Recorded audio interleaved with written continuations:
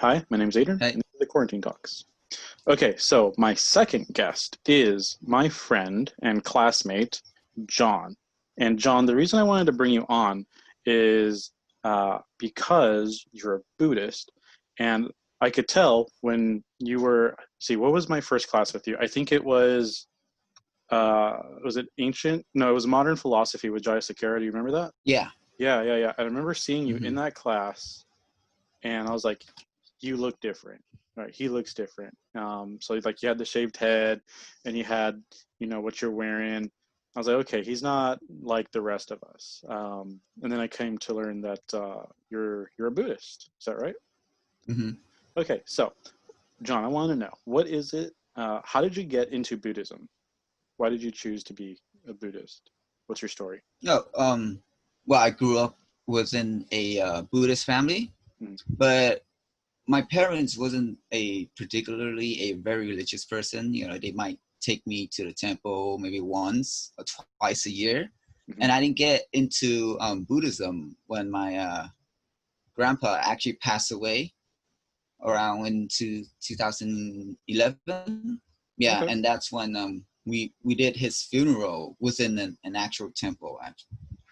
And then from that on, I was exposed to like all of this ceremony, all this chanting and all that. Mm-hmm. But for doing the funeral, I don't know, for some reason I was very interesting in the text and then the scripture and then the chanting of it, and I was able to kind of like a little bit understand it, and then I got interested in it. How old were you when this happened? Maybe 18. Okay, Yeah, for 18. sure. So during that time, my current master right now, which is my teacher, he Mm-hmm. was still within that bigger temple, but it wasn't his temple. It was belonged to an older monk. Mm. So after that, after we did all this funeral, and then my grandma was very close with him, and at that same time he was in the process of moving out and then establishing his own place, and then he actually showed my grandma how to do all this kind of like burial stuff Okay. for my grandpa, like personal stuff and all that, and she felt appreciated of him. And then after his funeral, she kind of introduced our family to him, and then from that on, we kind of like supported him through through whatever we can. Mm-hmm. So, and then him, my master particularly, he was, I don't know if you ever heard of like fortune teller and all that, Yeah. but he's not actually like fortune teller, not one of those He doesn't have like a crystal scammy thing. ball. Yeah, Yeah. no, he Yeah, he's doesn't not have at a that crystal carnival. ball. No, Yeah, no, yeah. no. Okay. But like he's able to read your palms, and Okay. then your facial structure, I think. Oh, I didn't know So that was a thing. yeah, it is a Okay. thing. So Oh. when he was I didn't even know that he was reading mine. My parents actually invited him to our house to look at our house. How is it good for us? Is it is it bad and all that? And then he took that opportunity to read both my parents' palms Mm-hmm. and mine. And then from that, everything he said to me was kind of true. And then there's a lot of things that I don't tell anyone, but Mm-hmm. he able to kind of like figure it out. He told me, Right. "Oh, this is how you feel, and this is what you want." Mm. And then I think eventually gradually he told me that you're it's like we Buddhists, we believe in past life, Right. right, Okay. and all that stuff. And he says that your karma, you're supposed to be a Buddhist monk. For me, I'm like, what? Yeah. I growing up in America, going through all this phrase, and then like I had like this vision when I was, no lie, to be honest, Mm-hmm. I had this vision when I was maybe what, eighth grade, that Mm-hmm. I wanna, I want to do something in business. Is that what I want? Mm-hmm. And Yeah. then get married and have 4 kids. And I want to do it. The reason why I picked business was I want to make a lot of money so that I don't have to worry about like, any financial problems, stuff like that. I had that, that vision like at a very young age. And here, and 18-year-old and this guy, this monk telling me that, oh, I'm supposed to be a monk. I didn't believe him and that, but I did still, was interested in Buddhism. So I was reading books. I was actually chanting, and he told me we have like mantra that we chant. So I started chanting mantra, and he was telling me like, oh, there's different use in mantra, and then this one particular mantra that supposed to help you in your daily life. And he told me to read it every day. To like, the best way is kept reading it, and then I just remember it, the whole thing. A lot of people have to kind of memorize it for a long time. Right. So that was like one of the other thing that I kind of felt like, wow, what was happening, Yeah. Yeah. So Greg, like slowly but surely, he I got interested in it, and then I have this, I don't know, it's like this click that in my head that tells me like, okay, if I want to get married, right? What if I want to help my parents out, and then if I were to marry a bad, wife who doesn't want me to give money or help my parents out, am I going to have to argue against my wife? Yeah. And all that stuff, and then I'm not going to be happy. My parents not going to be happy. She's not going to be happy. Right? And then I just saw this whole the other side of like marriage. And then what if I was to have kids, right? There's a lot more problem going on too. Like if I have children and they become healthy, that's okay, that's good. But what if they born with disability? And then what if even if they don't have any disability, they grow up and then they become like unfilial kids, Yeah. And I seen it too. There's a lot of actual instances that actually kids are so disrespectful to their parents too. Oh yeah. And that's just like, that's heartbreaking, and for me, I thought like, oh man, I don't want that. Yeah. Because if I have kids, I would, it would break my heart to have like a kids like that. Yeah. So for me, it's just like, okay, I don't want that. So what can I do? And then like he told me later on, my master told me that, okay, this is what he told me that my goal is I want to help people. Is that exactly what I want when I was in high school. I want to like help people in need, anyone that needs help. I want to help that person with everything that I can. And then he straight out told me that if you become a regular person, a regular person, you get no job, you make a family and you start a family and all that, you won't be able to help them as much as you want. The only way you can do is to become a monk. Then you can fully help them out. And then this is like me wanting to help people. I never told anyone that in my life. It was just like that thought that that it was in me. I didn't even share that to anyone, not my best friend or my parents, but he was able to see that. And then after that, I maybe about 2.5 years later, I start. I actually asked my parents to let me stay in a temple. Nice. To kind of like practice a little bit, because under there's 3 different school of Buddhism right now. The 3 main one actually. The first is the Theravada. The second is the Mahayana, which is what I belong to. Okay. And the third one is Vajrayana. So and it's very different. It's different from each country and within culture. So mine Right. particularly is in Vietnamese. Right. So it goes that if anyone, doesn't matter who you are, girl or guy, if you want to become a monk, first you have to stay in the temple. You know, you Mm-hmm. have to do chores. You have to.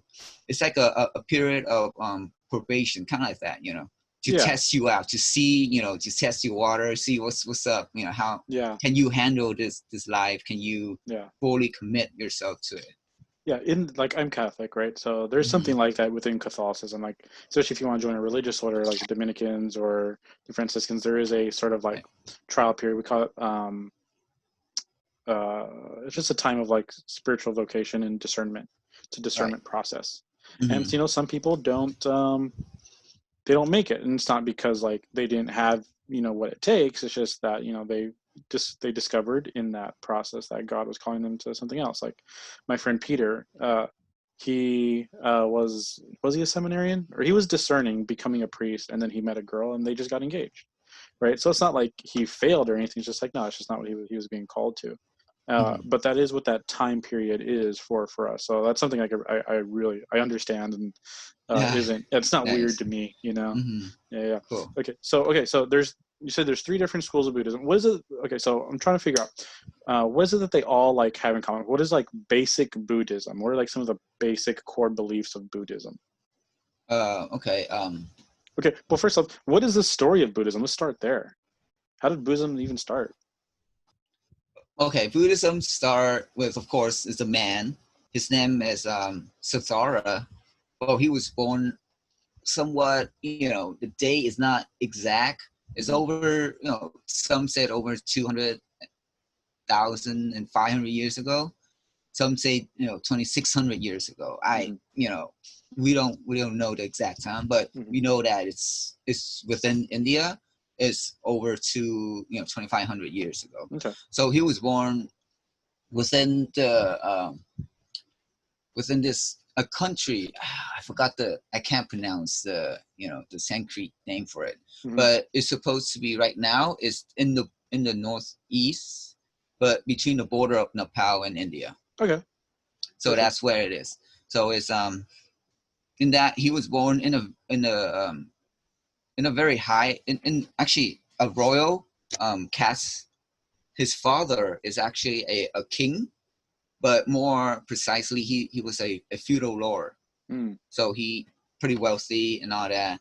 And there's story that says that when his mother, the Buddha's mother, was pregnant, she had a dream that she saw a white elephant with six tucks was floating from heaven and then kind of went down and Mm. then kind of went inside her stomach. And then she woke up and she told the king about it, and the king invited all this fortune teller, and then they all says that, oh, he is going to have a son, and his son's going to be a great person. So fast forwards about 9 months later, the queen gave birth to a boy.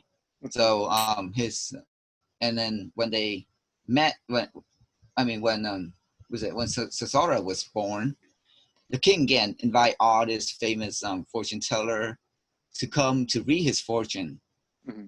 and then like Kind of all similar of to them, what happened to you. to me. Yeah, with Oh the no, fortune telling. No, yeah, different. I wouldn't say that. No, I wouldn't compare myself to the Buddha, All right. but Okay. Okay. but what is it? After with all of the fortune teller, but one says that told the king that the prince will become the king of king, which means that within India at that time there were like many different states. You know, there was like different tiny little portion that split. They're Right. not united. You Mm. know, this just imagine the United States where each states have its own rulers, Right. but kind of double that. There's like hundreds, maybe 1,000 of different, So maybe like counties. yeah, kind of Yeah. that. But they none of them follows each other Right. and all that. But So all of them says that the Siddhartha is going to conquer everyone and unite India and conquer like the whole world. So the king of king is that what the fortune teller was saying. Mm. But one told the king, this one particular kind of, they call him sage because he was the teacher of the king, says that he will not become the king of king, but he will become a great spiritual leader. Mm. Yeah, and that sage suddenly cry at the same time, and then the king asked him like, why are you crying? He said that he is two sad thing is that one, I won't be able to live long enough to listen to the prince words of preaching. And then the second thing is that within 2 weeks, the queen will pass away. And that's what exactly happened. Like 2 weeks later, the queen fell ill and she passes away. Oh, wow. And so, but then after that, before that, the sage told him that there's going to be like a event that must happen in order for the prince to leave his palace and to walk into the spiritual world, grow or path. So that four event is he gonna have to see an old person, he gonna see a sick person, and he have to see a dead body, and then he gonna see a spiritual monk or any kind of holy man at that time. So what the king did to the Buddha was that he built 4 different palaces for each season, so that he only young, beautiful, and healthy servants can serve the prince. And then he doesn't allow him to step out the palace to see anything. And if he did, he told everyone to clear out. Only the noble, only the rich, only the young and healthy can walk in the street. No old, no dying, no sick people can be on the street when the prince was walking. So when fast forward, there's 2 different versions. One says that the Buddha left when he was 29 years old, and the other says that he left when he was 19 years old. So as time passes by, the prince Siddhartha was he doesn't show any concern or interest in ruling or in politics. He just he kept wandering around asking about all this stuff, and all this spiritual stuff that the king couldn't answer. So Siddhartha couldn't want doesn't want to stay there anymore. So he asked the king permission to leave the palace to go out to sea. So the king did agree, but what he did was exactly, he cleared the street. He only allowed the rich, the wealthy, the good, the young, the good-looking people on the street. Like you and me. Yeah, exactly. So I don't know how the story goes that when his carriages was rolling, a old man suddenly stepped out. Oh. So Siddhartha, shocked, he was like, whoa, what is this guy? Why does he look so different from us? Because you just imagine this, going to your whole life, you don't see any old person at all. Right. So yeah, that'd be a shock. It's like a shock to him. So he asked his servant, like, who is this guy? Why is this skin so different from us? Why is it so wrinkled? And then his servants answer him, oh, this is an old person. And then he asked, am I going to be that old? And he said, yes, anyone who is born, they will grow old eventually. So that kind of clicks on him. And then after that, he continued to go and explore his his kingdom. And then there's different version of the story that says that each time he went on different directions. So that's like 4 sight and 4 direction, kind of like that. So the second sight was he saw a dying person, not a dying person. He saw a sick person on the street, and then he saw a dead body. A funeral was going on, and he saw a dead body. And then later on, he saw a spiritual monk, a person who was begging for food Right. with the with the And then that rope and all fulfills like that. this prophecy from before he was born. This fulfill all that, and then but during this time, the Buddha got married already. So he was married, and then he have a kid. The story, one of the versions says that on the day that his wife gave birth to his son, he felt this enormous burden, this enormous chain that is like wrapping him around,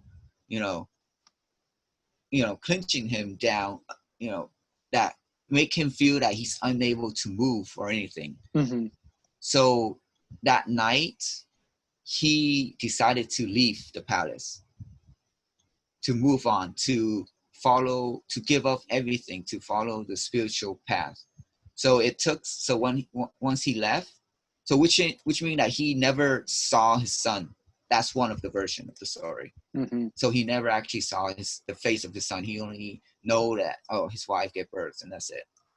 And then he gave up everything, and then he went to the forest. He searched for, famous teacher during that time to teach him all this path. But most of them are, a Jainism. Most of them are Hinduism. Mm-hmm. Not Hinduism, but Hindu, Jain, and what was the other one? He also went to he met it's kind of like a hermit that mm-hmm. does the practicing of like fully naked and all that. Oh wow. Yeah.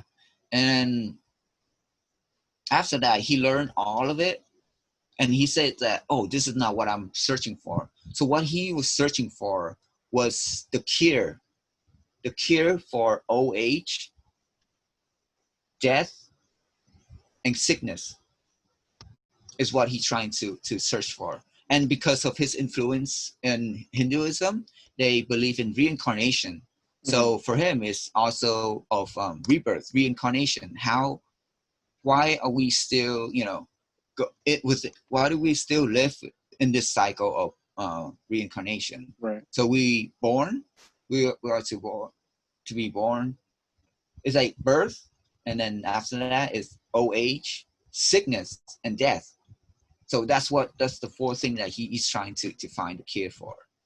Mm-hmm. And then going through all those teachers, all those practicing, all those meditation, he's still unable to find that cure. He's still unable to escape from that cycle. Right.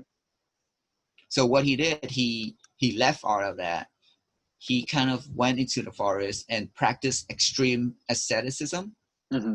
which means that each day he only eat about 1 grain of what is it? Was it sesame seed or rice a day? Hmm. Sometimes he only eat like little dirt or tree branch or leaves, right. And drink a little bit of water. He was so committed. His practice so extreme that by the end of his practice, he was just his skeleton and skin, he got no more fat. Right. His hair was falling out, and then everything was in pain. So during that time, at that moment, the story says that there were 2 musicians walk by him that says that, my one of his instrument was I don't know what's it called. It's like a guitar. Mm-hmm. So it says that if the string is too tight, you cannot, the sound does not doesn't make the exact, or, the smooth sounds of it. Right. But if the string is too loose, it won't make any sounds.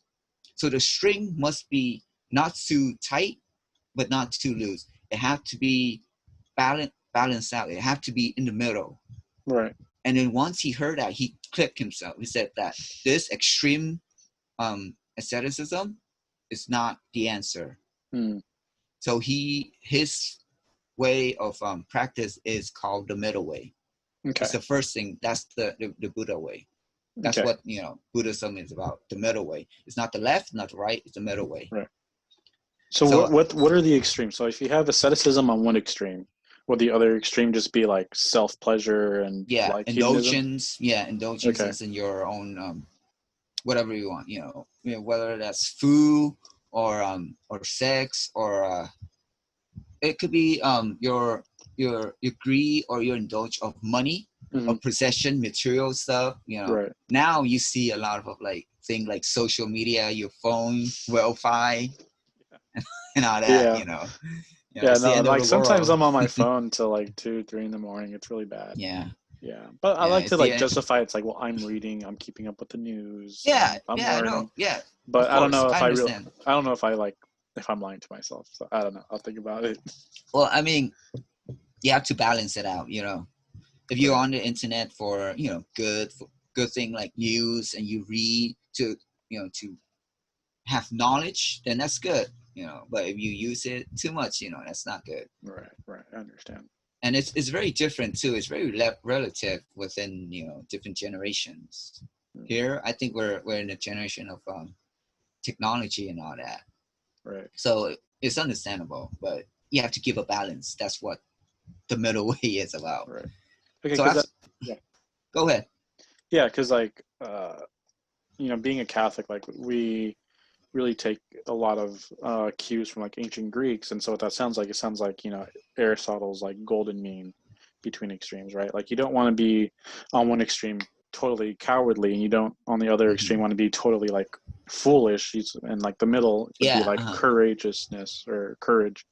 So would you say like there's something similar? There's a parallel there. There's Yeah. on the same page. Okay, Hmm. cool, cool, cool. Okay, so that's like the first way or like the first part of Buddhism. What are the other ones? Oh, that's the story Okay.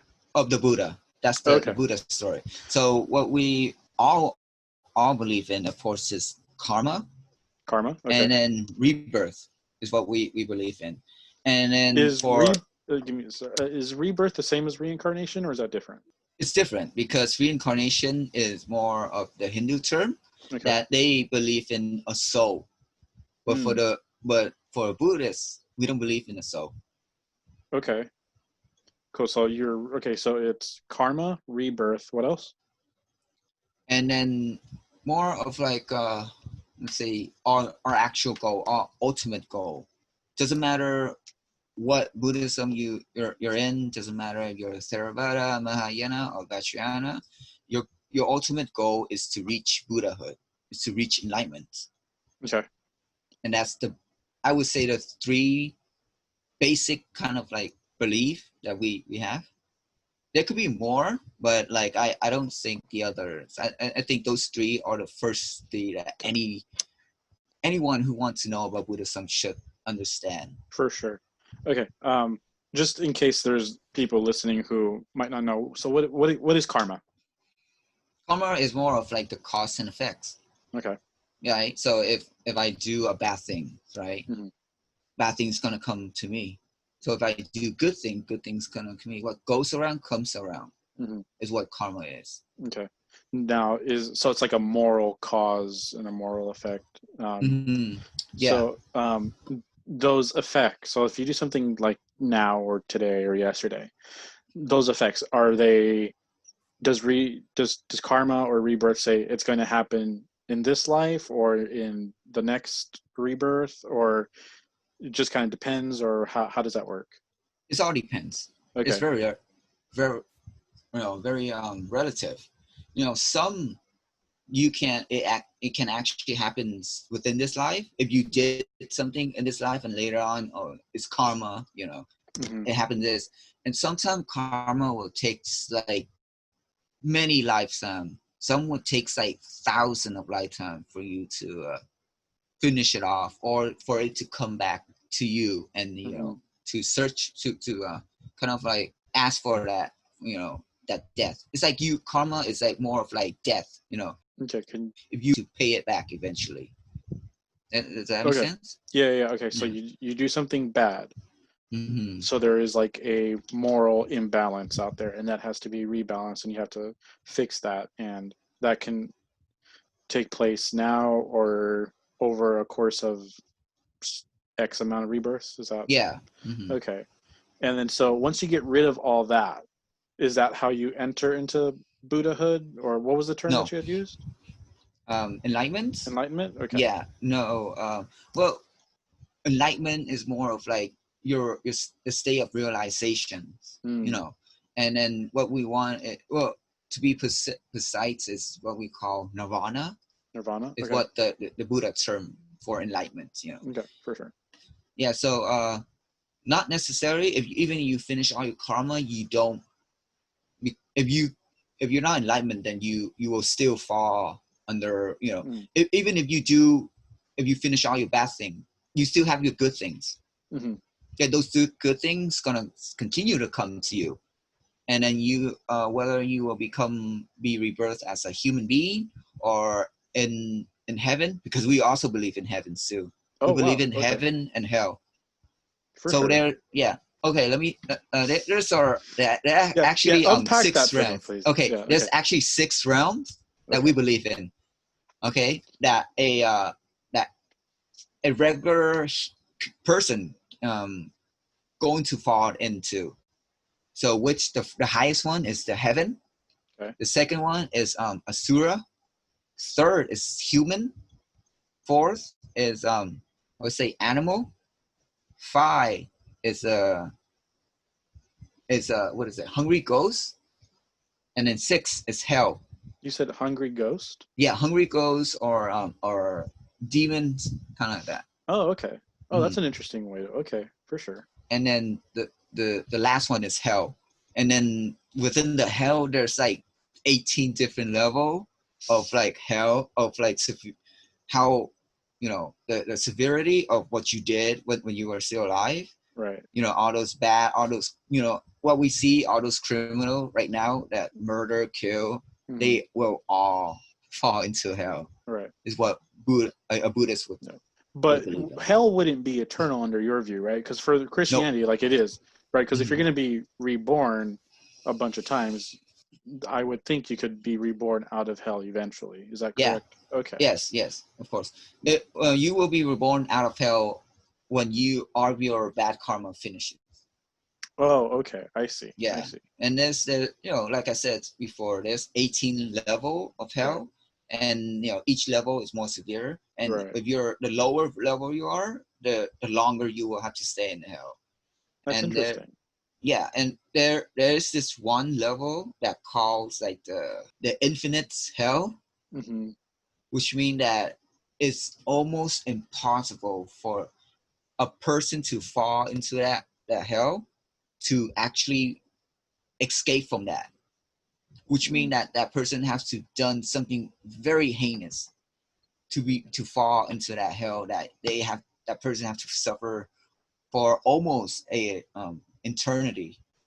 And I mean the timeline within the hell is very different within the Earth timeline. I don't want to get into that. It's gonna be more of like, you know, metaphysics. And yeah, I don't want to get into that right now either. Yeah. Okay. So, but you said, okay, so you said the third one was human? Yeah, human. Okay, so does that mean that like in heaven and Asura you're not human, or you're whatever? Okay, because for me, when I think human, I think body, soul. Yeah. Like I'm a rational animal. I am an animal that has this power of rationality. So heaven is that a state of being? Is that a place? What is that?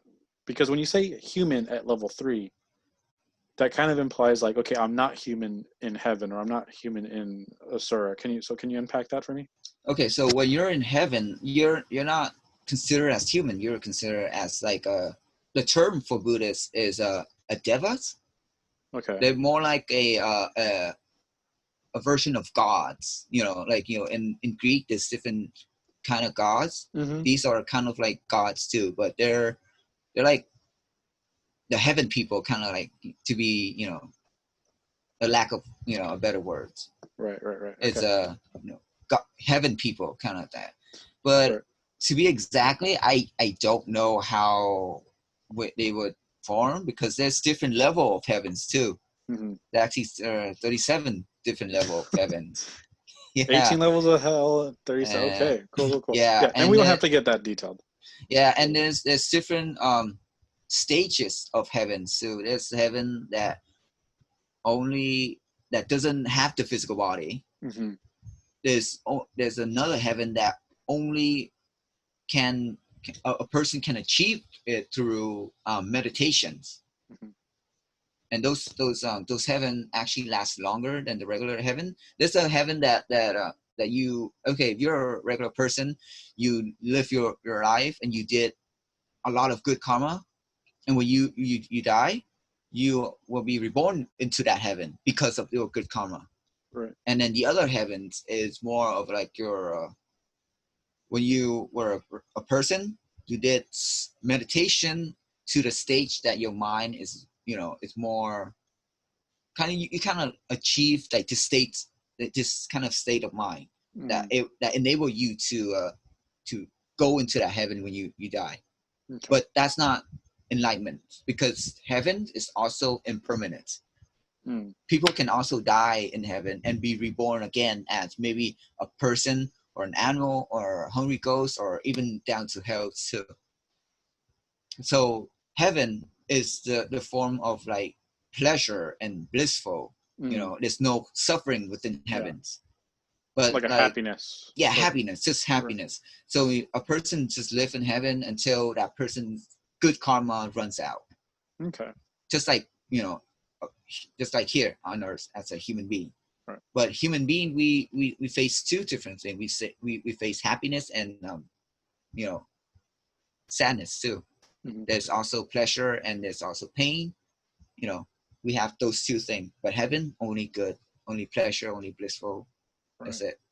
But for asura, why asura is under heaven is because the people who are reborn in the asura realms, they are more like gods, but they're like, fighting gods. Mm. They have like supernatural power. They can do anything, exact same thing as the people who are born in heaven. Mm. But the world is always in constant war. They're always fighting. There's always death and stuff like that. There's a belief that says that if you are a good person when you're alive, but you done all this good thing, but if you're an angry person, you are short tempered, you have anger management, Hmm. anger issues. Right. So when you die, you will become a asura. So that's like a representation of your anger, For kind of like sure. that. Yeah. Okay. Okay. I think I got that. All right. Mm. So good and bad actions. Okay. So you have karma, which is Mm-hmm. like you have this cause and effect of morality. Does Buddhism itself have a moral framework that determines or has like a kind of criteria that determines good actions from bad actions? So like within Christianity, right? So like classically, we've held to like an Aristotelian natural law, and that we find that in our scriptures, like in Romans 1, as being used there. So in Buddhism, is there like an ethical theory, or do you just have like this sort of broad meta-ethical view of just karma? Yeah, we do. We have about the five main thing that every Buddhist should follow. The five main rule, kind of like that, Okay. is Okay. do not kill, Hmm. do not steal, do not have any sexual misconducts, do not lie, and Hmm. uh, do not take any intoxicated substances. Mm. So So do those you are not the drink alcohol? no, Oh, okay, we don't. interesting. I didn't Yeah, know that. Yeah. but what different about Buddhism is that it's very relative. Those five rules can also be broken too, but within the right cause. Mm. Let's say the first rule, the number one rule is do not kill, Hmm. right? Right. So what if you accidentally kill an ant? Because that's Right. killing too, that's taking a life. Hmm. You what if you accidentally step on the bugs when you're walking? Yeah. Or even So like when you're stepping on plants, right? Like you step on yeah, grass. Grass is like a living thing. yeah. hmm So there's actually two different action. There's intentional and accidental. The Okay. intention is more important. It's what's Mm. count. So it's like the means and the end, kind of like that. Right. So our intention, do we intend to kill that end or that bug? If we did, then there's going to be bad karma. Right. But if we accidentally step or kill that bugs, then they're not going to be. I would say there won't be any karma, but they're not as severe as with intentions. Right. And within Catholicism, there's something very similar where you have to obey your conscience, right? Because our conscience, according to Catholic teaching, is that our conscience is our knowledge of the moral realm. And so to go against our conscience is to actively will an evil, and we should never will an evil. Like I remember I had you took Devaney, right, Professor Devaney? Yeah. Yeah. So I remember I had a conversation with Professor Devaney, and he was like really surprised to like hear me say that. He's like, okay, well, what if your conscience tells you to like do something that's objectively wrong? I was like, well, like you still cannot actively will to do the wrong, even if it is, I don't know if I want to say accidentally wrong, but accidentally according to your moral knowledge. And he was just like shocked to hear that. And to me, it was just like kind of common sense, but yeah, I think that's something like you and I kind of have in common. Like intention does matter, definitely does matter, and the Catholic Church does say that you cannot violate your conscience. So if your conscience tells you like, don't eat meat, then yeah, like you should not eat meat, because if that's what your conscience tells you is wrong, to eat meat would be to will an evil. So intention definitely does matter in like the Catholic ethical system as well. So I'm glad to hear that you guys have that as well. Because there are also people who I don't know, I would say, let's say for example, Hitler's, right? His intention to massacre, to murder all those Jewish people was because he think that they are like, vermin. They are, this type of virus that supposed to be wiped out.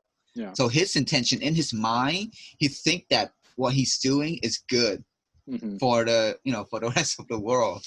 I don't know what his conscience or whatever his intention was thinking, but I would say that's the wrong intention. So there's also come down with the right and then the wrong intention. Doesn't mean that you think your intention was to do good, but is it actually the right intention? Right. I think yeah. In the natural law tradition, at least, there are certain things that you just can't not know. Like you can't not know that like life itself is valuable. And there are things that you can do to suppress your conscience.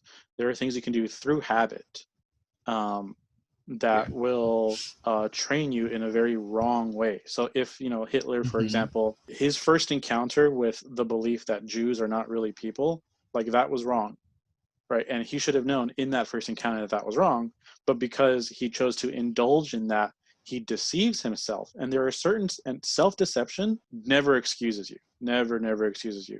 Willful ignorance doesn't excuse you.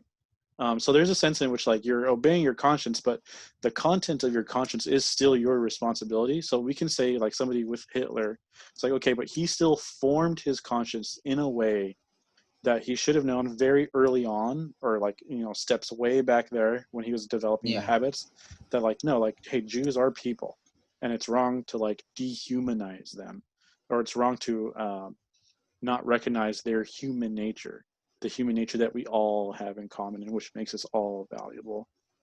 So even with somebody like Hitler, like I think with somebody like Hitler, we can just say his conscience was deformed, and the deformation of it is his responsibility. Like he's not able to get off the hook that easily. That'd be my answer, at least. I don't know. Yeah, I would agree with that too. Yeah.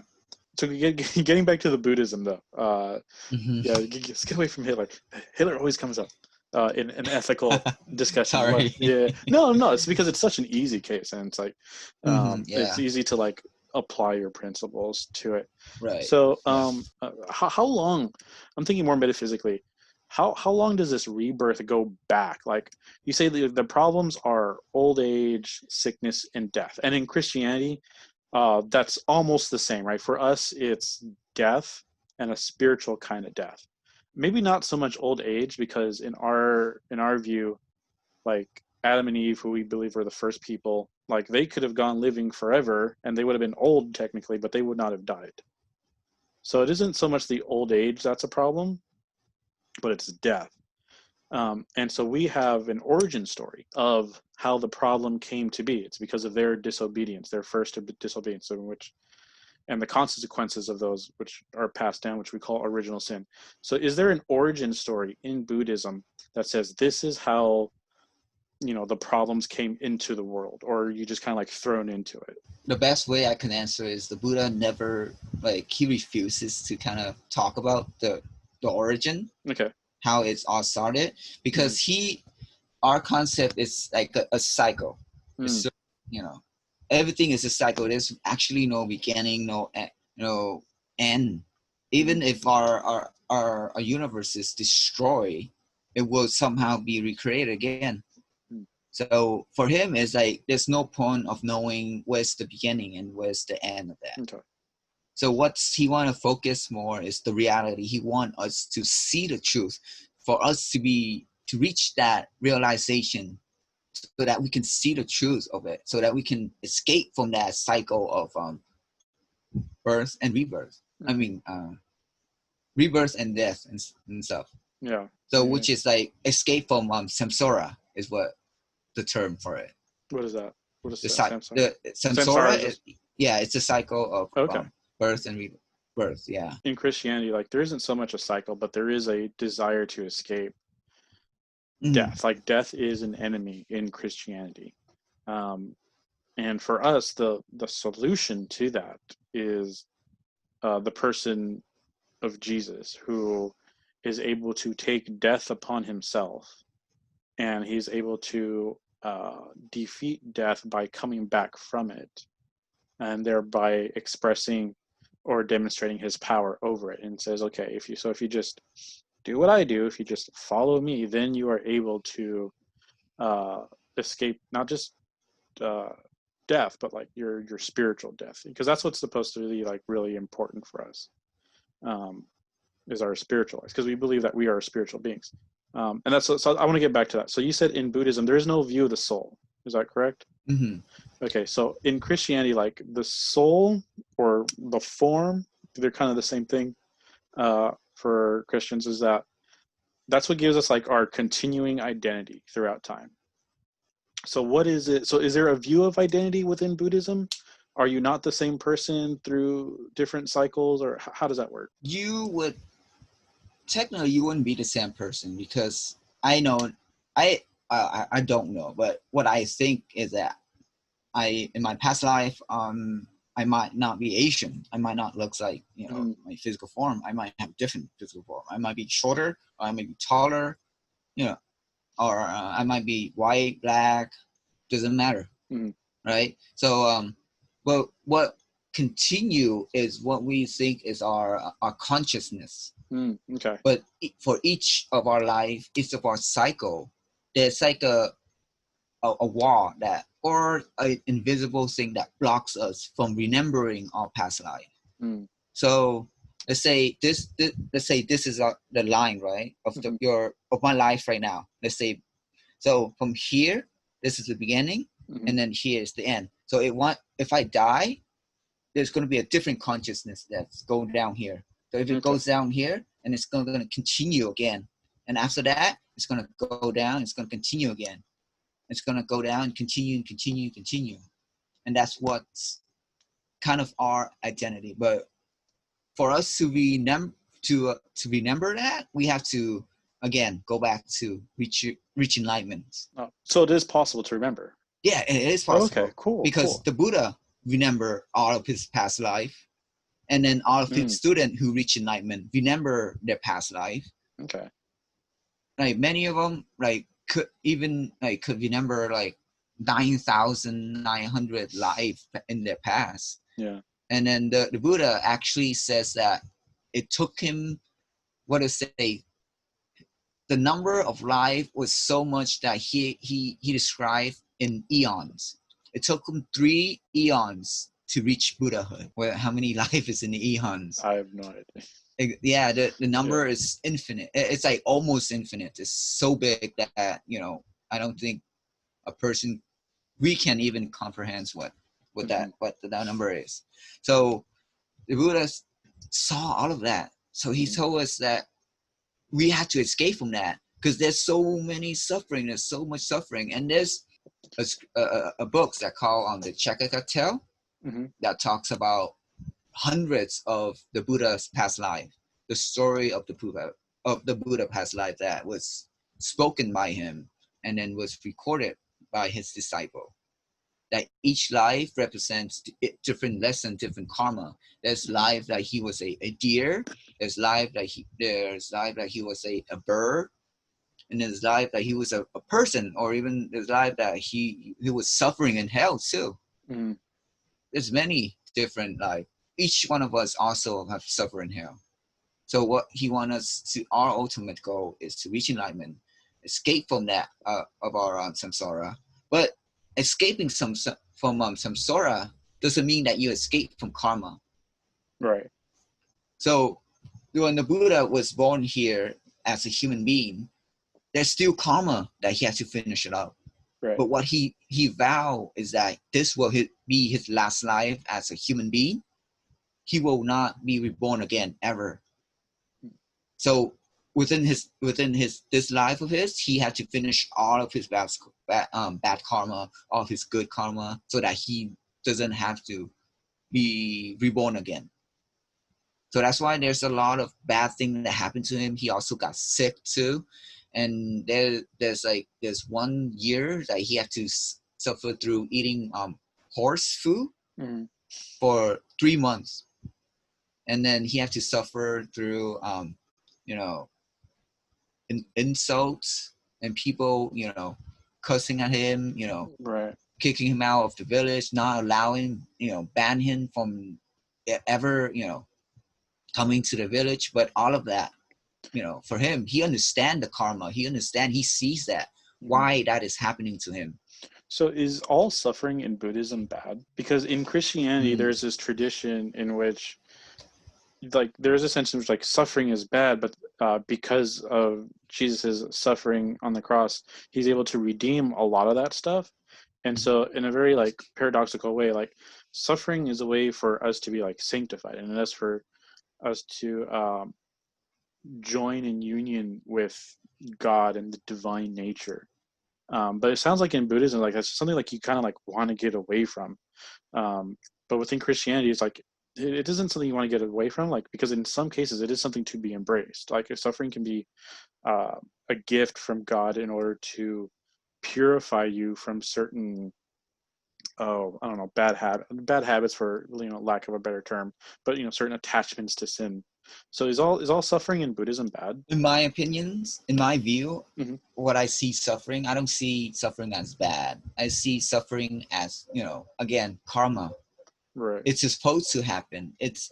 I think suffering is more of a lesson that teaches you Right. But what it is. in Buddhism, though, like, it sounds like any suffering that you get is because you did something bad, Yeah. right? Yeah, Mm-hmm. and that's just in Christianity. That's not our view. It's just sometimes, like, there's a lot of lamentations in the Bible where it's like, someone will cry out to God, like, God, why has this evil person been, like, so blessed in his life, or why have this righteous man over here, like, why was he, suffering? Like, you have the story of Job, who, like, was totally righteous in God's eyes, and, like, he just underwent so much suffering. And I mean, part of the answer is that, well, it's to sanctify. It's not that you did anything wrong. It's just a way to unite with God, who himself suffered with us. So, um, yeah, I don't know. There wasn't a question there. I was just kind of comparing our views, comparing and contrasting. But I guess my point is, it sounds like in Buddhism, suffering is a result of karma, which is a result of something that you did bad, whereas in Christianity, it can happen because something you did bad, right? Because you have natural consequences. But sometimes no one did anything bad. Like, there's a story um, where Jesus and his disciples, they're walking down the street, and they see, I don't know if he was like a blind man or like a disabled man, and one of his disciples asked him, like, who sinned for him to have suffered this, and Jesus, like, no one, like, and it's not for you to know. So there's there is that kind of mystery of suffering, but Part of the answer to that mystery is that Christ or Jesus or God redeems the suffering. He doesn't eliminate it. He sort of redeems it, if that makes sense. What's your take on that? I think that a lot of people, what I see is, people who are who claim themselves to be atheists, they ask like, okay, if God exists, then why is it evil and all that? Why is suffering here and all that? Why God create that? For me, it's just I don't blame God. I think God is a good being. God is here to help us. He's not a mean person. He's trying to, So Buddhists do mess you believe in up. God? We don't believe in the one creation God. We do see that there's different gods, but Okay. from what my point of view is, I you can believe in whatever God you want, but as long as you do good things, that's what matters for me. For sure. That's what important to me. Is there a like Buddhist tradition culturally of how they view Jesus or how they view Christians historically? No, No? not any that I know of, but like I try Because I to know, because I know like in Japan, like the Jesuits, the Jesuit religious order, they went over and like some of the Jesuits became like, I think the term is like Zen masters, and so there was interaction and definitely some coherence between the two. So I was just wondering if you could like flesh that out, because I don't know what the Buddhist perspective historically, and this is more of a historical question, right? Because obviously like Buddhism is older than Christianity, so it cannot have part of its doctrine as this is how we view the Christians. Whereas like Islam came after Christianity, so there is like in their doctrine, in their yeah. scriptures, mentions of Christian. Do you know of any episode perhaps in history where Christians have gotten along with Buddhists, or maybe have not gotten along with Buddhists? Do you know anything of the history? Yeah, and during the Vietnam War, of course. Oh, Not okay. because What happened there? the president of Vietnam during that time, he was a Catholic. So Okay. uh, the story goes that his sister-in-law was kind of like a bad person. I would say she want the whole country to become Catholic. Hmm. So he was trying to, and then the president, he was trying to, his name was Ngô Yim. Okay. So he's trying to kind of be like on good term, kind of like curry favor with the Vatican, with the Pope and all that. Mm. And during that time, I think the Vatican asked him to kind of prove it that that you're running the country and the country is like support of Catholicism, Mm. Catholic and all that. But then he chose a very bad day for the I don't know the term of the representative of the Vatican to come visit Vietnam. Okay. He actually went to Vietnam doing the celebration of the Buddha birthday. Oh, okay. And Which I was imagine a big deal. extremely, it was a big deal. Yeah. But actually, the president actually told the Vatican people that, our citizen is mostly Catholic now. There's like the Buddhism is like more of the Buddhist community is more of the minority. But when the Vatican representative came to Vietnam, you saw this like, holy crap, everything is just like Buddha, there's Buddha statue, Buddha, they actually parade. They have parade during the Buddha birthday on the street, like was it the rose, what do you call that? During New Year? Mm-hmm. What do you call that? In Pasadena, I forgot the rose parade. Oh, yeah. Yeah, they have that for the Buddha birthday because Nice. that's only one time of the year to celebrate. So which means that every single temple celebrate at the same time. Oh, wow. Yeah, so if you go to Vietnam during that day, you would see like parade cars and flowers everywhere that represent Buddha. And then when the Vatican representative came, it was like, what's going on? I thought you said that most of the people are Catholic. Mm-hmm. And from that on, they knew that he kind of lied to them. and then that didn't go well and all that stuff. He was trying to get something from I think positions. I don't know. I'm not too familiar with right. a position within the church and all that. And then that didn't go well. Yeah, So he I'd went imagine back. not. Yeah. So he kind of, because of that, he listened to his sister-in-law. He passes law to oppress Buddhist monk, Buddhist lay people, all that. He actually went in and then kind of kicked out the monk and nun within the temple. And then he destroyed temple, he burned down temple. He doesn't allow them to practice Buddhism. And and then within the military, if anyone convert to Catholicism, they will be promoted in rank. If anyone who is a Buddhist, they will be demoted. So that was a huge conflict. You cannot, oppress Buddhism within a country that is over 80% Buddhist. Right. And you can see how that goes. And there was Yeah, and it's I a understand huge, like Vietnam being, I mean, Vietnam is not one of the traditionally Catholic countries like France or Ireland or something like that, right? So, yeah.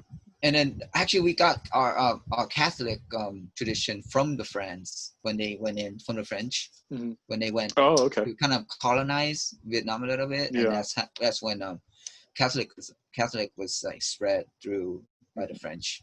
And then from that, and then the case of the monk self immolations. I don't know if you're familiar with that. Yeah.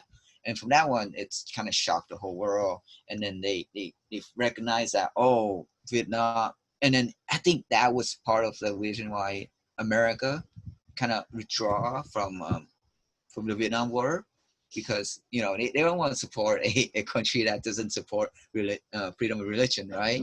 So that's a bad thing. So from that on, I think that's an interesting perspective. Actually, I've not heard that possibility, because I know like America is very much for like freedom of expression, freedom of religion, right? They have like this Lockean libertarian sort of live and let live view. Because from what I understood, like with the Vietnam War, it had to do a lot with the changing of administrations between Nixon and who came out. That was part of it. Yeah. But I've never heard of this view of like, well, that may have been a contributing factor, the religious liberty. That's interesting. I'll look into that. Yeah. It's a really cool perspective you got there. I've not heard that before. It's really cool. Yeah. So that's, I would think that the most recent and probably the most severe that I know, doing the conflicts between Catholic and Buddhist. But now I think the community in Vietnam now, between Catholic and Buddhist, they're fine. Right. They're cool, Yeah. We're cool. Yeah. They're cool. Yeah, they're cool. So for me, I don't mind. I don't think anything about, like, whether you're a Christian or a Catholic, doesn't matter for me. Yeah, here in Long Beach, there's I think it's a temple. It looks like a house that may have been converted into a temple. It's on Ocean. And when they hadn't always been there, though, they bought this place, and this place has a statue of the Virgin Mary. Do you know of this? Yeah. So it has a statue of the Virgin Mary, and she's like in a clamshell or something. And when they bought the property, they decided to keep it. And so that's been like a really good, like, sort of like, sign of goodwill towards each other. And that's something like I, as a Catholic, like really appreciate, because I'll drive by Ocean Boulevard and I'll just see like a bunch of, of my fellow Catholics just, bringing flowers and, having a little devotion. And it's just really cool, because it's just like, and then like right next to it is just this sign that says like, the Buddhist, whatever. I think it's in Vietnamese. It's Vietnamese. It's a Vietnamese temple. Yeah. Cool. Yeah. So I thought that was really cool. So I was like, okay, we're friends. I think the story goes that, I don't know, one of my my Buddhists, she actually told us the story, because she knows the original monk who bought the church during that time. But he passed away already. So now it's a different ownership, but they still kept the statue. Yeah, it was like really cool. it was. She told us that he actually had a dream about the Virgin Mary. Really? Yeah, Ooh, tell me more okay. about that. I don't know if this is Okay. true or something. It's just another story. Yeah. So like she told us that he told her that he saw like a kind of like a vision. Virgin Mary came to him that asked him, "Oh, please, don't take the statue down. Just leave it there and have other people come and pray or search to it." Yeah. And then he's like, "Okay, sure, I don't mind." So that's why he left there. And then a lot of people, really Vietnamese people, actually Buddhists, actually think that she's have this power, that the statue itself is like have this supernatural power. If you Really? come and you pray to her, Uh-huh. actually things their wish actually come true. Okay. Yeah, I met like a few of them who actually came and prayed to her and got the wish. So that was Dude, kind of that's cool. awesome. I didn't Yeah, know that. yeah. That just made this interview for me. I'm sorry. That was just awesome. That's awesome. That's an awesome story, dude. It's great. Yeah. Yeah, yeah, yeah. I don't know, lighter questions, I guess, away from the philosophical heavy stuff.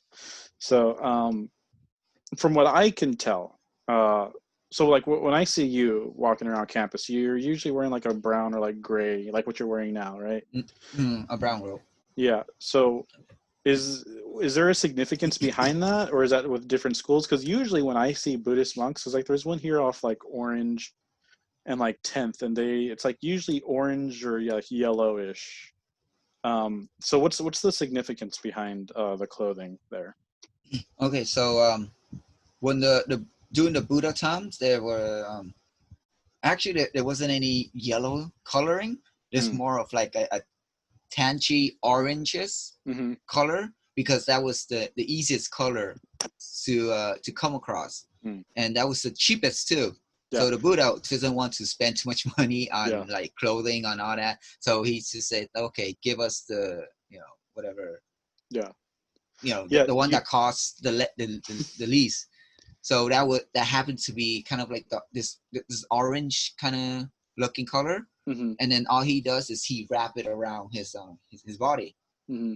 Is he only allowed during that time, he only allowed 3 rope for each monk and none for each person. So he want to kind of be very conservative, not to live on the minimal that you need it, Mm-hmm. and that's the life that he want his fellow disciple monks and nuns to follow. Is Yeah. not to be indulged in material. So that's why it's kind of like the orange. But when Buddhism was spread over to China, especially China, and down to Thailand, Cambodia, all those Asian countries. Mm-hmm. Within those Asian countries like Thailand, Cambodia, Laos, Sri Lanka, down to Sri Lanka, they kept the color. Mm-hmm. But once it reaches to China, they through the Silk Road, for some reason it changes to yellow. Mm-hmm. And then from that yellow, when it came to China, the color yellow represent only the king can wear yellow. Oh, well, and you have So Buddha, and you have these monks wearing it. yeah, so like the king was like, "What the heck? What is monk trying to be? Are they trying to be a king themselves or what? Because you can't be a king Yeah. because that's treason. You get your head chopped off for that. Yeah. Yeah. Yeah, and then the king actually passed the law that says that monks and nuns can only allow to wear yellow during big ceremony. Mm.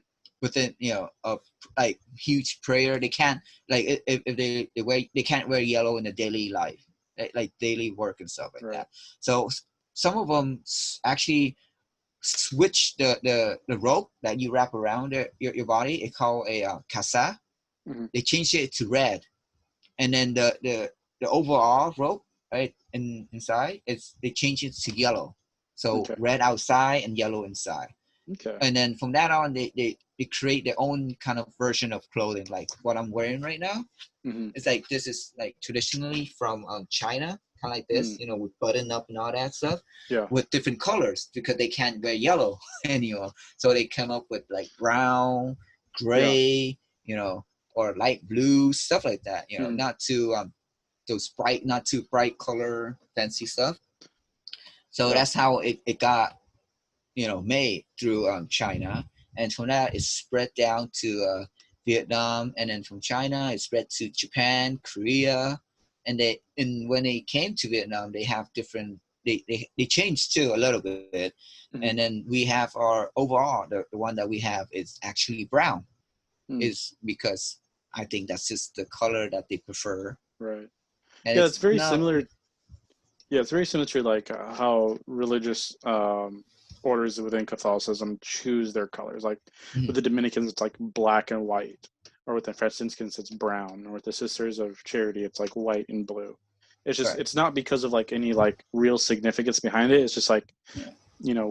we took a vow of poverty, or we're not attached to material possessions, so just get like the cheapest thing around, and those just happen to be the colors that were around and were cheap, right? Mhm. And now just like that's how we like recognize them, like, oh, you're Sisters of Charity, you're a Dominican, you're, well, the Jesuits don't have a color, but yeah, that's how we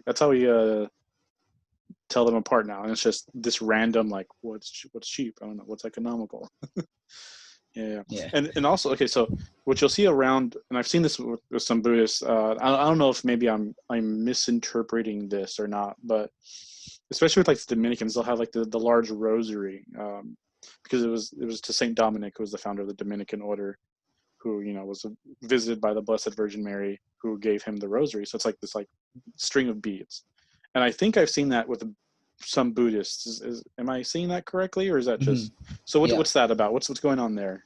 So I have it right here too. Let me go. So this one, right? A Yeah, rosary. yeah, yeah. Yeah. So what's So going on there?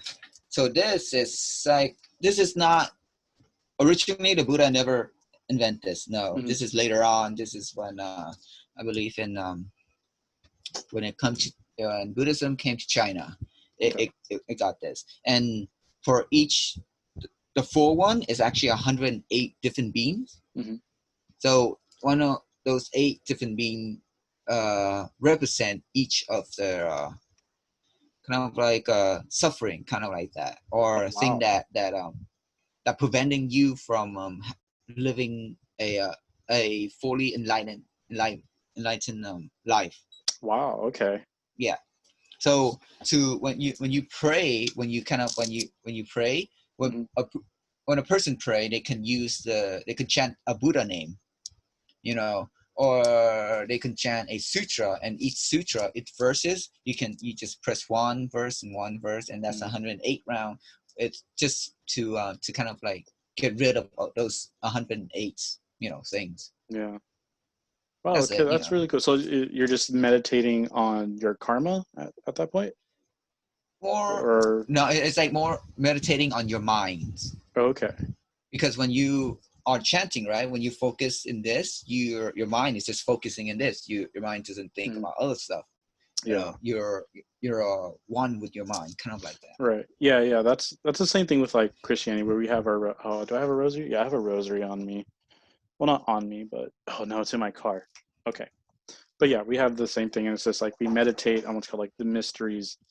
So you have like and it's all like on the life of Christ. So you have like the sorrowful mysteries, which is like the suffering that Jesus underwent, or you have like the luminous mysteries, which is like just the episodes of Jesus' life where like he has like divine power, which is like the transfiguration or something.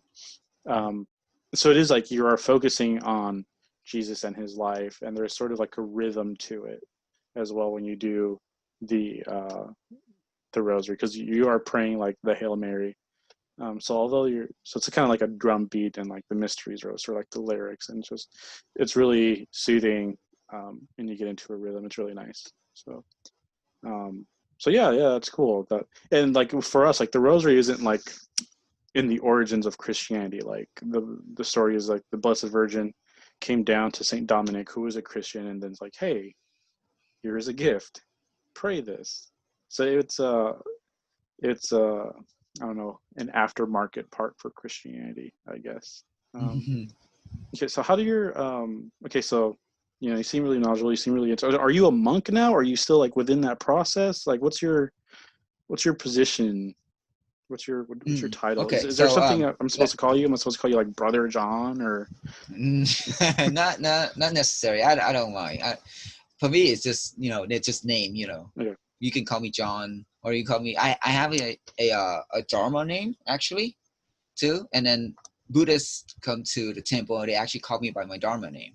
Okay. But to kind of like finish off my story, how I got into it. So Right. when I first came here, it took me usually in the process, the trial process of it for a lot of different people, even in Vietnam too, it's around 1.5 years. Mm-hmm.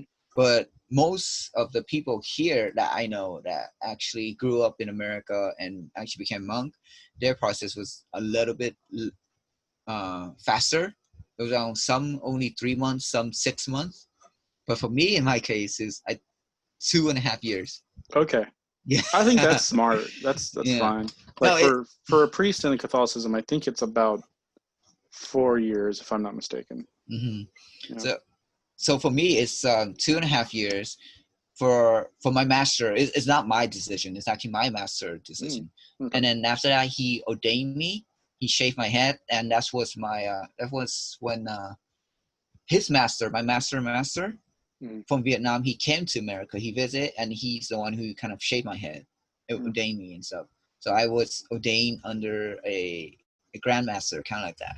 Mm-hmm. So and then it took me another 2 years to actually officially become a monk. Okay. Another 2 years to kind of. I actually went back to Vietnam and accept my vow in Vietnam. Oh, wow. Yeah, so he didn't let me accept my vow here in America because he says that the process is like it's very loose. It's not very formal. It's like very informal kind of that. That's what he says. So I do agree too on some aspect too. And then but when I went back there, it was a huge difference. It's just there was like over 1,000 people who was going to accept their vow as being a monk and nuns. It was a lot of people. Yeah. I mean, like for me, it's like, dude, where are these people coming from, man? Yeah. I had no idea that we have so many people that wanting to become monks and nuns. And then like later on, I found out that most of them are actually people who their family were poor. So when they have so many kids, their parents can't afford to raise them. They can't, and then they can't just give it away to like the what do you call it? I forgot. Orphanage. Orphanage. Yeah. So they gave it to the temple. So they were in the temple. They grew up in temple, and then they kind of like got into being a monk life or nun life. Yeah. As an age, it wasn't their choice to be a monk. Right. But that's why a lot of them actually went and become monks, and then later on actually disrobed and become normal people. And there's a lot of cases like that too in Vietnam. So took me it's about almost 5 years for me to become a official monk. Nice. But then I still have like one more process I have to go through. And what's that for? It's for accepting like more vows. Yeah, so the last one is about the vow is I have to accept about 250 different vows. Wow, okay.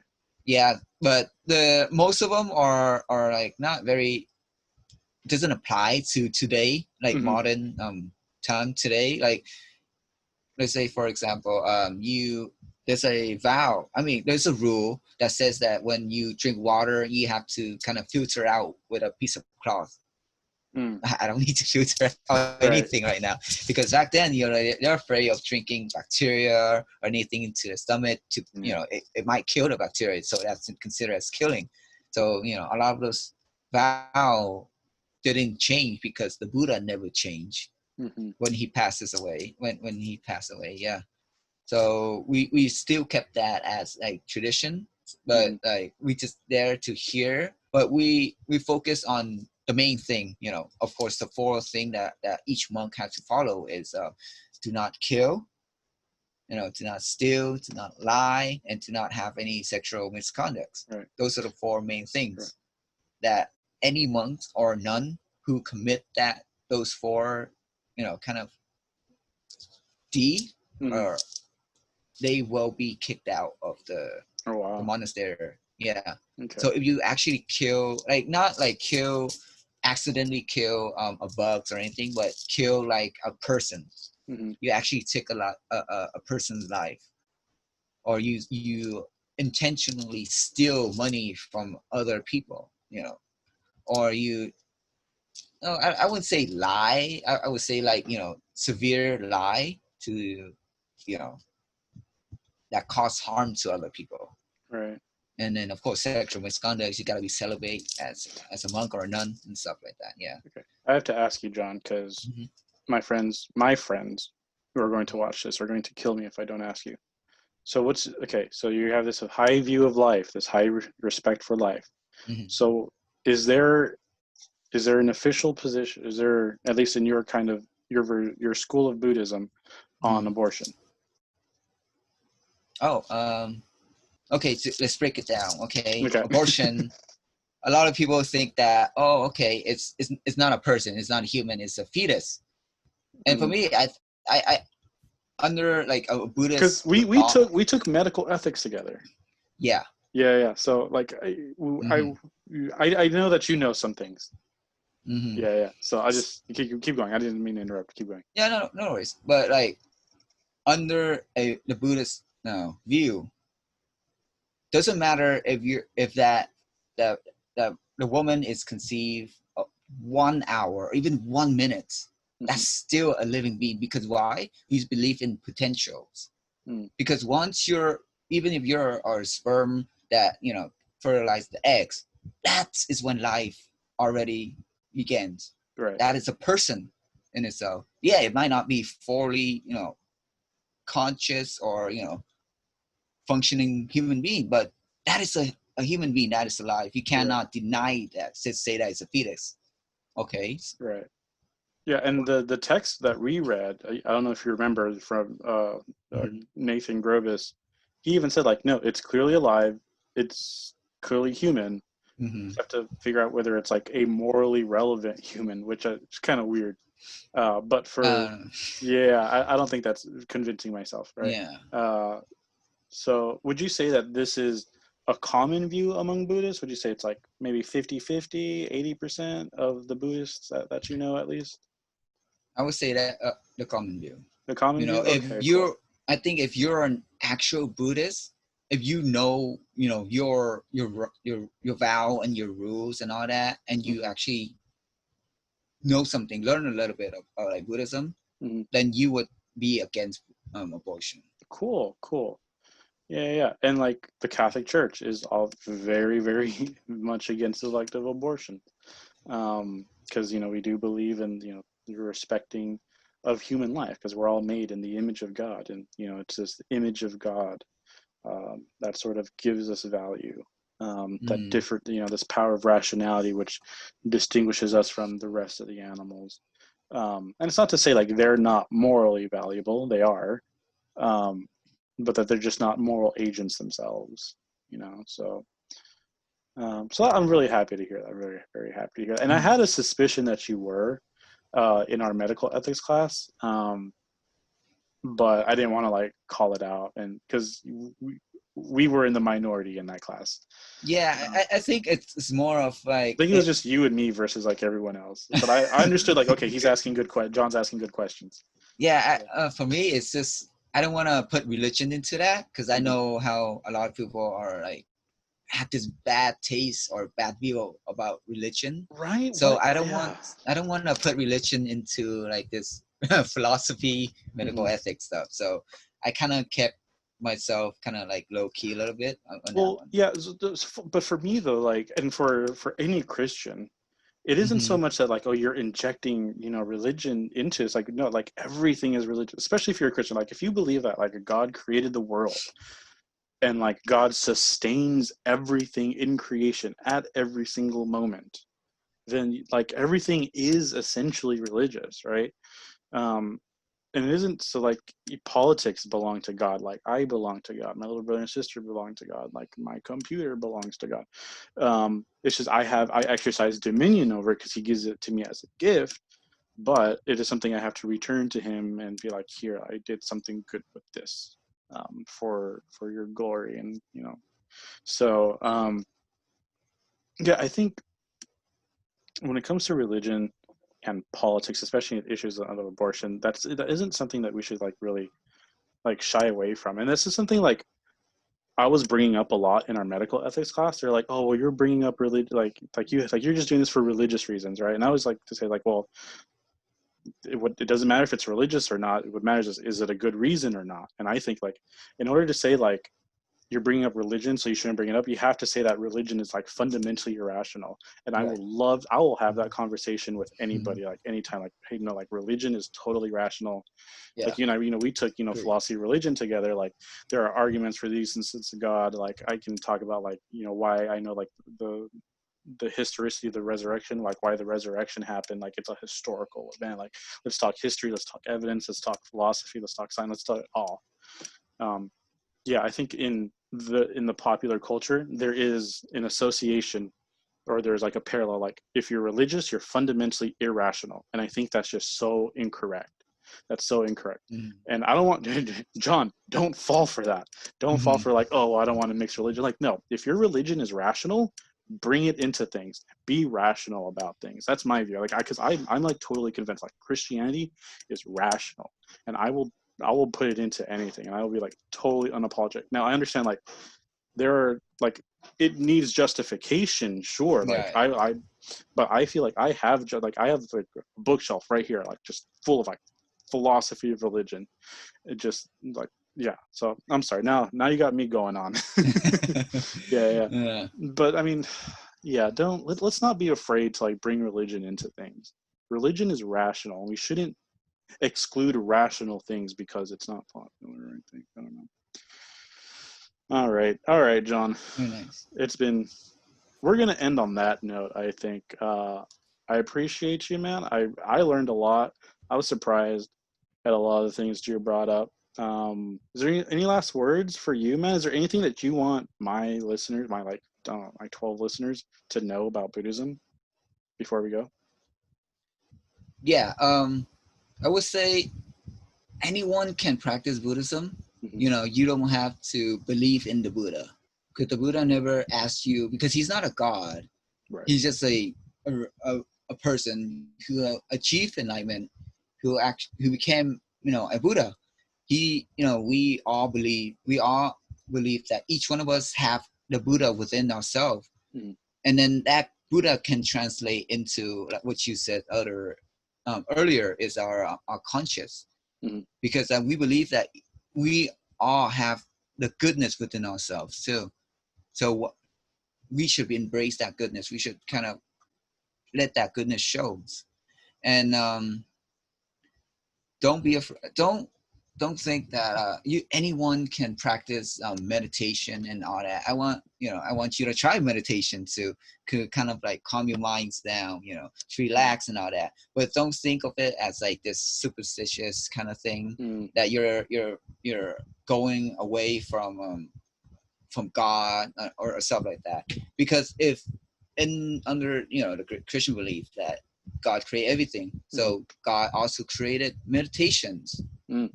So why can we think that meditation is a technique for us to help ourselves, help our minds, help our bodies to be better, right? A lot of people, like I seen, like, because I took Hinduism before, Hmm. and then like the professor showed us a video of, I forgot his name. It was a news anchor, or a talk show that was answering a listener call about his daughter doing a Hindu meditations, and Hmm. he went on about like this very, I don't know, racist stuff about, Hinduism, saying that, oh, if you're a Christian, you can't do any meditation, and